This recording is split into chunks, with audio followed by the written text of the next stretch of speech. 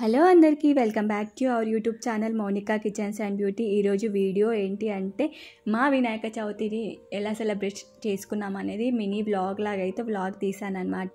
Video అయితే last వరకు చూసేయండి. వీడియో చాలా బాగుంటుంది. ఒకవేళ నచ్చితే ఒక లైక్ అయితే ఇవ్వడం మాత్రం మర్చిపోవద్దు. అండ్ నా వినాయక చవితి ఎలా సెలబ్రేషన్ చేసుకున్నానో ఈ వీడియోలో అయితే మీకు చూపిస్తాను అనమాట. ఇది వినాయక చవితి రోజు ముందే ఇలా ప్రిపేర్ చేసి పెట్టుకున్నాను అనమాట. అండ్ వినాయక చవితి ముందు రోజు అయితే నేను అసలు అనుకోలేదు వినాయక చవితి చేసుకుందామా లేదా అనేసి.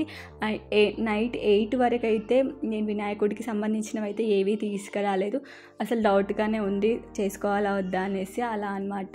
ఎందుకంటే కొంచెం హెల్త్ ఇష్యూస్ ఉన్నాయి కదా ఫ్యామిలీలో అని చెప్పేసి అనుకున్నాను. పిల్లలు మాత్రం అస్సలు వినలేదు. లేదు మమ్మీ అందరు చేసుకుంటారు, మనం కూడా చేసుకుందాం, మా ఫ్రెండ్స్ కూడా చేసుకుంటారు అనడంతో నేను సరే అని చెప్పేసి అనుకున్నాను. కానీ లాస్ట్కి ఎవ్రీ ఇయర్ చేస్తూ ఉంటాం కదా వినాయక చవితి. ఈ ఇయర్ కూడా ఏదో ఒక రకంగా ట్రై చేద్దాం చేసుకుందాం అన్నట్టుగా వినాయక చవితి అయితే చేసుకున్నాను అనమాట. కాకపోతే చాలా మంచిగా పూజ అయితే జరిగింది. నాకు చాలా మంచిగా అనిపించింది. అసలు నిజంగా చెప్పాలంటే అసలు ఓపిక అనేది లేకుండే, బట్ నిజంగా చాలా బాగా జరిగింది వినాయక చవితి అయితే. చాలా మంచిగా అనిపించింది అనమాట. ఫస్ట్ మేము వినాయకుడిని తీసుకోవడానికి వెళ్ళినప్పుడు అయితే మట్టి వినాయకుడు ఎవ్రీ ఇయర్ అయితే నేను నిజంగా మట్టి వినాయకుడినే పెడతానండి. ఈ ఇయర్ మాత్రం పిల్లల్ని తీసుకొని వెళ్ళినా కదా, సో వాళ్ళు మాత్రం కలర్ఫుల్గా ఉండాలని బాగా ఏడవడంతో నేనైతే ఈ చిన్న గణపతిని, అదే బాల గణపతిని అయితే తీసుకున్నాను. చూడడానికి వినాయకుడు అయితే చాలా బాగున్నారు కదా. ఇంతకీ మీకు ఎలా అనిపించింది మా వినాయకుడు అనేది కామెంట్ సెక్షన్లో కామెంట్ చేయండి.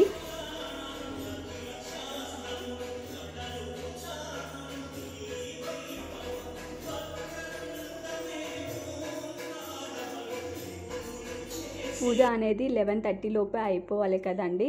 సో అందుకే అడవిడిగా అయితే పూజ అయితే చేస్తున్నాను. ఫస్ట్ అయితే దీపాలు పెట్టుకున్నాను 11:30 లోపు అయితే అయిపోవాలని చెప్పేసి.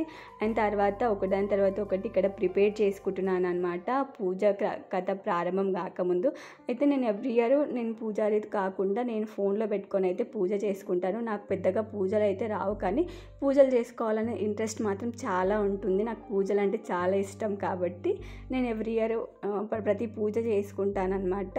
నాకు రాకపోయినా ఫోన్లో చూసుకొని అయితే చేసుకుంటాను. ఇక్కడ పాలవెల్లి అయితే కడుతున్నాను అనమాట. దానికి ఫస్ట్ నేను మొత్తం వాష్ చేసిన తర్వాత పసుపు కుంకుమ బియ్యం పిండితో అయితే బొట్లు పెట్టుకున్నాను. పసుపు అయితే మొత్తం రాసేసి ఇలా బొట్లు పెట్టుకున్నాను. అండ్ తర్వాత ఫ్రూట్స్ కూడా మొత్తం కడిగేసి పసుపు కుంకుమ బొట్లు పెట్టేసిన తర్వాత వాటికి ఇట్లా కట్టేసుకున్నాను అనమాట. పాలవెల్లికి కడతారు కదా, సో అలా కట్టేసుకున్నాను అనమాట. చాలా మంచిగా అనిపించింది అది చూసిన తర్వాత.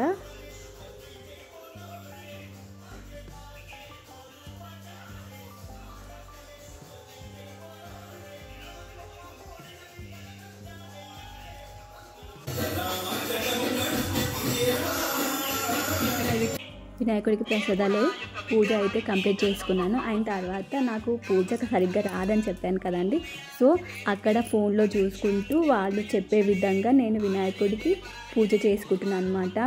సో అక్కడ వినాయకుడికి అది అభిషేకం ఉంటుంది కదా, సో అభిషేకం అయితే చేసిన తర్వాత మొత్తం తర్వాత ఇక్కడ వినాయకుడికి పసుపు కుంకుమ బొట్లు అయితే పెట్టేసి మనము అక్కడ పూజలో అయితే పెట్టుకోమన్నారు. సో అలాగే నేను చేసుకుంటున్నాను. సో నా వ్లాగ్ అనేది ఇంకా కంటిన్యూ అవుతూనే ఉంటుందండి. సో వీడియో మొత్తం అయితే చూసేయండి.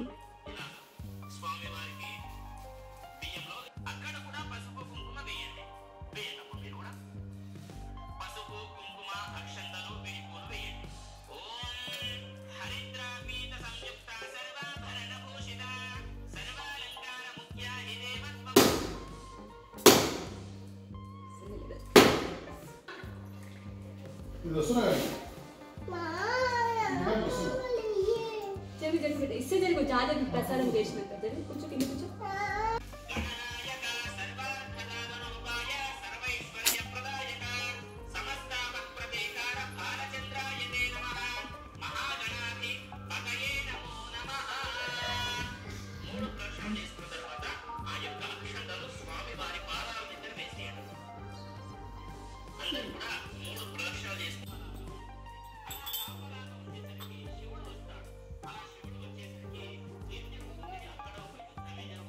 ఇక్కడైతే వినాయకునికి సంబంధించిన కథ ఉంటుంది కదండి, అది మాత్రం ఇక్కడ వివరంగా చెప్తున్నారనమాట పూజారి గారు. యూట్యూబ్లో చూశాను. కానీ లాస్ట్లో ట్విస్ట్ ఏంటి అంటే మొత్తం పూజ అయిపోయిన తర్వాత స్కానర్ పెట్టారండి. స్కానర్ పెట్టి మీకు తోచిన ఫోన్పే అమౌంట్తో ఫోన్పే చేయండి అని చెప్పారు. ఇది కూడా ఏదో కొత్తగా ఉందన్నట్టు అనిపించింది అనమాట. బట్ నిజమే కదా, మనం పూజ మొత్తం వింటూ ఉంటాం కదా, వాళ్ళు చెప్పేది మొత్తం వింటూ చేస్తూ ఉంటాం కదా. సో వాళ్ళకు కూడా ఎంతో కొంత దక్షిణ ఇవ్వాలని చెప్పేసి నేను కూడా దక్షిణ అనేది ఇచ్చాను అనమాట. కానీ ఎక్స్పెక్ట్ చేయలేదు అది వస్తుందని. బాగుంది, నచ్చింది కూడా.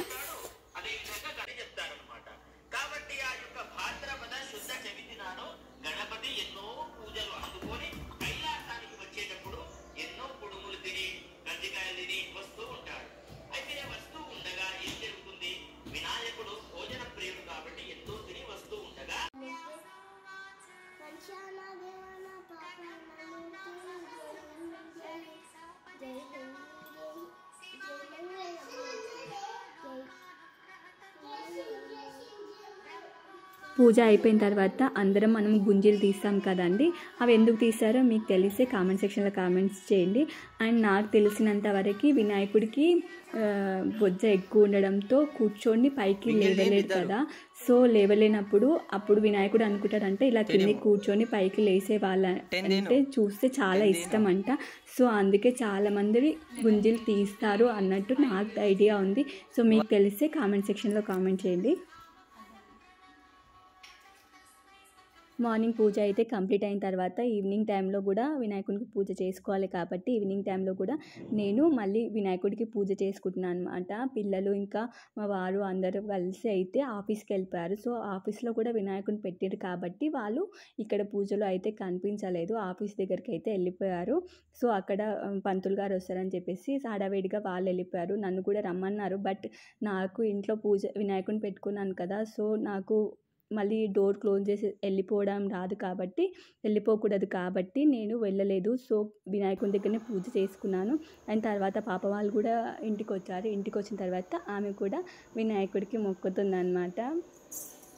ఏమని మొక్కుతున్నావు అని అడిగితే నాకు చదువు బాగా రాని అని చెప్పేసి మొక్కుతున్నా అని చెప్పింది. సో వాళ్ళైతే ఫస్ట్ కోరుకునేది అదే ఉంటుంది కదండి. సో అందుకే అని చెప్పేసి ఆమెది కూడా నేను క్యాప్చర్ చేశాను. వాళ్ళకి నచ్చిన వినాయకుని తీసుకొచ్చినందుకు వాళ్ళు మాత్రం చాలా హ్యాపీగా ఫీల్ అయ్యారనమాట. మా విక్కీ అయితే కనిపించడండి, మొత్తం వీడియోలో ఎక్కడ చూసినా అక్కడెక్కడ కనిపిస్తాడు కానీ ఎక్కడ కనిపించడు. నీకు అంత ముందు వీడియోలో కూడా చెప్పిన కదా, వాడు ఒక దగ్గర ఉండడు కాబట్టి వాడు మాత్రం సరిగ్గా కనిపించడు అనమాట. పాపనే కొంచెం ఇంట్రెస్ట్, ఆమె నా తర్వాత ఫ్యామిలీలో ఎవరు అంటే మా పాపనే అనమాట. ఆమె కూడా కొంచెం పూజలు అంటే ఇష్టం కాబట్టి ఆమె కూడా ఇలా పూజ అప్పుడు రమ్మన్నప్పుడల్లా కాదు అనకుండా పూజలో అయితే వస్తుందన్నమాట. సో ఆమె కుంకుమ పెట్టుకోవడానికి పోయి మిర్రర్లో అక్కడ చూసుకొని పెట్టుకుంటుంది. అదే క్యాప్చర్ చేస్తాను నేను ఇక్కడ. అండ్ తర్వాత మేము మా ఇంటి దగ్గర అయిపోయిన తర్వాత గల్లీలో వినాయకుడు ఉంటాడు కదా, కాలనీ వినాయకుడు. సో అక్కడికైతే వెళ్ళిపోయాము పిల్లలు నేను కలిసి. అక్కడ కూడా వినాయకుడు ఎక్స్పెక్ట్ చేయలేదు అంతమంది. గణేశ శరణం శరణం గణేశ అందరూ పాడాలి. ప్లీజ్ ఒక లైక్. గణేశ శరణం శరణం గణేశ.